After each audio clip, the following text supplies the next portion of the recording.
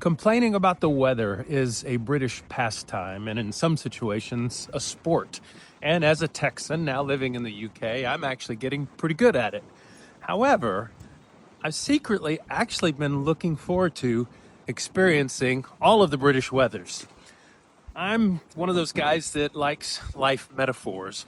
One time I heard growing up that life is like a marathon and not a sprint, and I thought, well, I need to experience that. So I trained for and ran a marathon.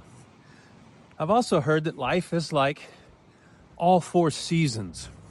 And so I've been looking forward to actually experiencing four seasons, not in a day like in Texas, but over the course of a year. I remember hearing a guy talk about the seasons of the vine and compared life to a vineyard and the four seasons of how winter is cold and harsh and dark and dormant, and it's the time they prune the vines back, and you almost wonder, is it going to survive? It's been cut back so far, but it's really preparing it for the new buds and blooms of spring and the life that bursts forth in that moment of but that's right before summer when the real work begins, and the labor of the roots digging deep to try and find water to survive the heat, to persevere the pain and the toil of the summer, and then to have the strong roots so that at the end of summer it can hold the weight of the harvest as the fruit blooms forth and weighs heavy on the vines.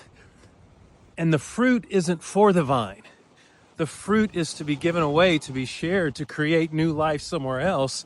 And that's the whole purpose of the cycle, the pruning, the new growth, the work and the labor, and then the fruit to be shared with the world. So as I look ahead to the harshness of winter coming around the corner here, I have to ask myself, what areas of my life may need to be pruning to prepare for new growth, to prepare for the work of summer, and hopefully to prepare for the fruit of harvest that I can offer those around me. Because I'm still going to complain about the coldness of winter here, but I know I need to feel it.